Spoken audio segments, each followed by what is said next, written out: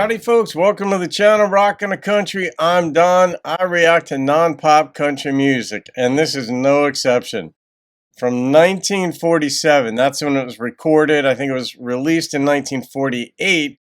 Red Foley, Just a Man and His Dog. Harry Workmon made a gift to the channel for me to do this reaction. So Harry, shout out to you, my friend. Hats off to you, and that's it. And when I saw the name Red Foley before I was sitting down, and I thought of Matt Foley from the Saturday Night skit by Chris Farley, who lives in a van down by the river. This is not that, but a man and his dog, and who knows where this is going to go. So let's find out what we've got here.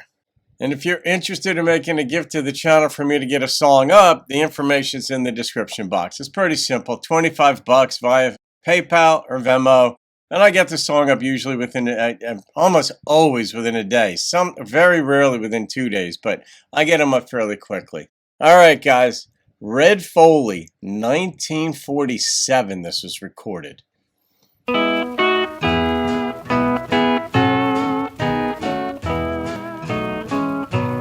There they go, side by side, every step filled with pride.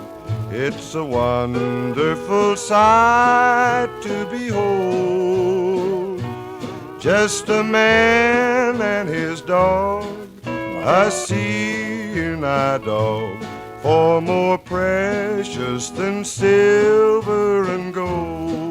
Oh, I didn't see that coming. Now a stoplight turns red, but the dog turns his head, and together they wait for the green. Wow. Just a man and his dog, a seeing-eye dog.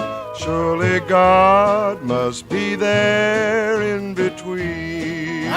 I didn't know they had them back then. Today I watched a blind man on a busy thoroughfare, and I bowed my head in reverence, for I know that God was there. His step was light and springy, and his head was high and proud, as he clutched a faithful dog that led him safely through the crowd.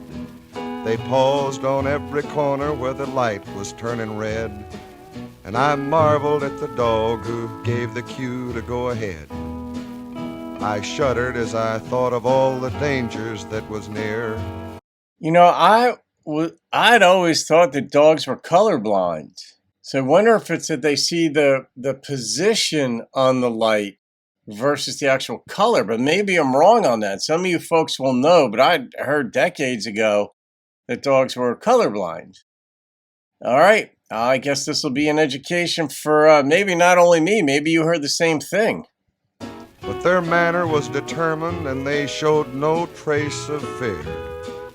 No, I didn't see a halo, but I know that it was there, for I'm sure that God was walking between that noble pair. There they go, side by side, every eye opens wide. Sheep and shepherd are far from the fold.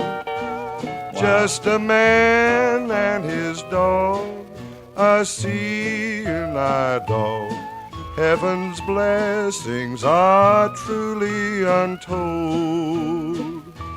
Now a taxi cries out, and the crowd turns about, but the dog has control of the scene. Just a man and his dog, a seeing-eye dog. Surely God must be there in between.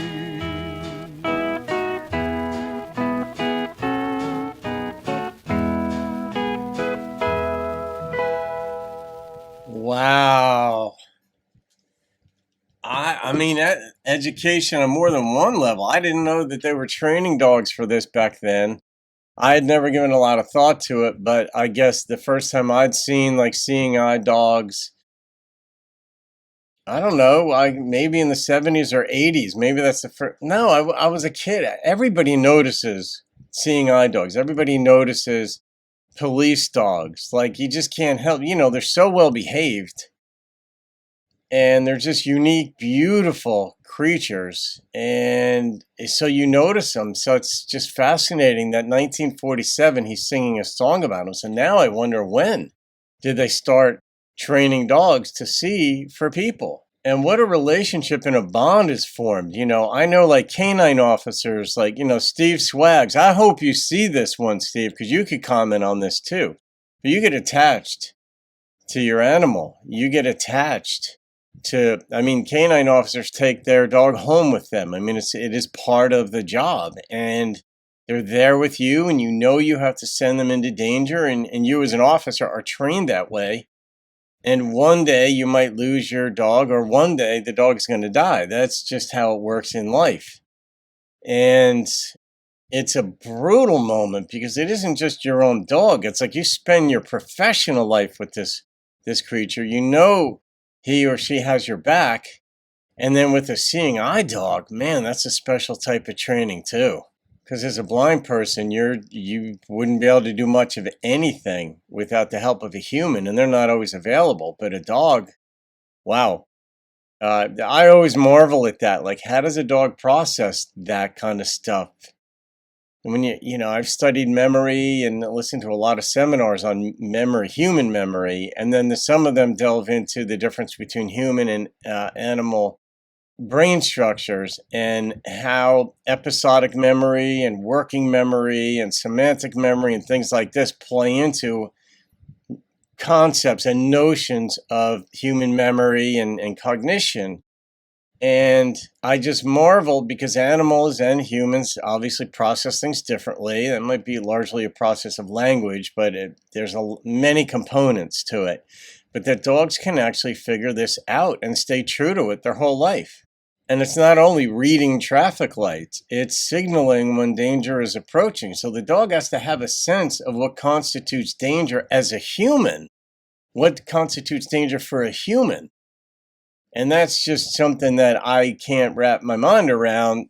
It's just a whole different species, let's put it that way. And they're bred very specially. And I know someone who's blind who has a pet that will do that. It's just one of those things. And the song was beautiful. But of course, you're just this storyline. At first, I'm listening to the way, the guitar, the steel is coming in, and his voice. And I'm like, okay, where's the story going? And then it takes you to a blind man with his dog. And it just, boom, you lose track of the instrumentation. And it's all about the story. And you could see the man walking with